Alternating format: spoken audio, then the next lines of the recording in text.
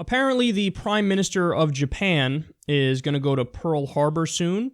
Listen to the details on this. This is from Raw Story. They say, Shinzo Abe will soon become the first Japanese Prime Minister to visit the memorial dedicated to more than 2,400 military personnel and civilians who died in the aerial raid. But those who expect Abe to apologize are likely to be disappointed. The purpose of the upcoming visit is to pay respect to the war dead, not to offer an apology, Japan's chief cabinet secretary said Tuesday in Tokyo. Now, this is similar to Obama. He recently went to either Hiroshima or Nagasaki for a ceremony on the bombing. And we covered the story then. Obama, same thing. He said, look, I'm going to go, I'm going to pay my respects, but we're not going to apologize, basically.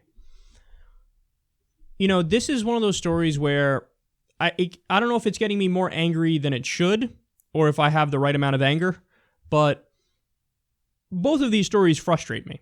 And they frustrate me because it's obviously the right thing to do. Like, the right thing to do if you're president of the United States, knowing that we nuked Hiroshima and Nagasaki, and immense amounts of damage, tremendous numbers of civilian casualties were taken. Men, women, children just obliterated. Lives ruined. I mean, we can't even wrap our minds around the apocalypse that it was, the Armageddon that it was for people on the ground. And remember, innocent. So the right thing to do in that scenario is to say, hey, man, look, I didn't do it. None of the people none of the people alive right now in the U.S. did it.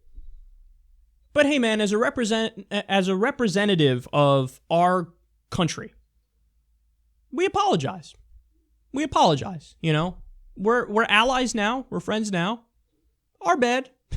That's it. That's all you got to say. Now, Shinzo Abe, same thing. Look, man, we surprise attacked you, and we killed a lot of people. And, you know, if I'm not mistaken, it was mostly military people, right? Because it was Pearl Harbor. It was a base. Although I don't know, to be fair, I don't know the number of civilians who were killed. But, you know what, man? Our bad. We're allies now. We're friends now. It's a totally different feel. Totally different thing going on. But I want to go ahead and apologize.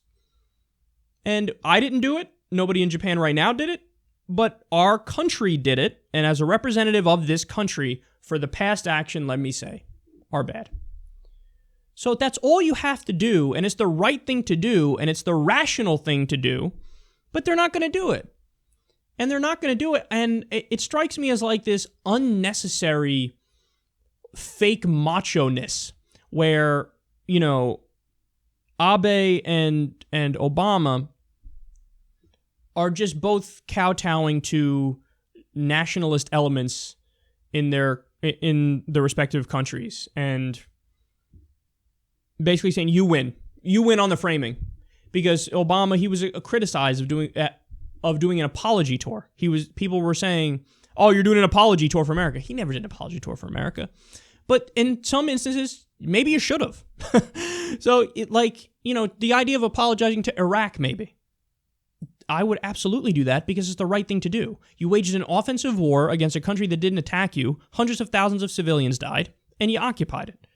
If an apology is not merited then, when is an apology fucking merited? It's the right thing to do to apologize. So if I was him, I would apologize, and then when Republicans piped up, I'd say, hey, sit down, fuckface. If you don't apologize, what kind of a savage are you? What kind of a barbarian are you? What if that was your country? What if somebody came into your country, killed hundreds of thousands of civilians, occupied it, and it was an attack that was offensive? Well, you didn't attack them first. So you fight back and you make your case. And if I was Obama, I would have said, of course the right thing to do is apologize. Civilians were massacred. And now Japan's our friend. Of course, hey, I apologize, man. Abe, same thing. Look, man, hey, it was fucked up, but we did it. So our bad. Now we're friends and that's all behind us. And that opens up a whole new door. Like, it opens up a whole new level of the alliance and the friendship. You know, and I feel like it's just this unnecessary macho garbage of like, I'm going to kowtow to my far right-wingers in my country. Oh, yeah, I'm going to kowtow to my far right-wingers. And I mean, look, I guess it's a step in the right direction that it was historic. It was the first time a U.S. president went to Japan for that thing, and it's the first time Abe's going to Pearl Harbor, and a leader of Japan is going to Pearl Harbor. So I guess baby steps is the counter-argument here.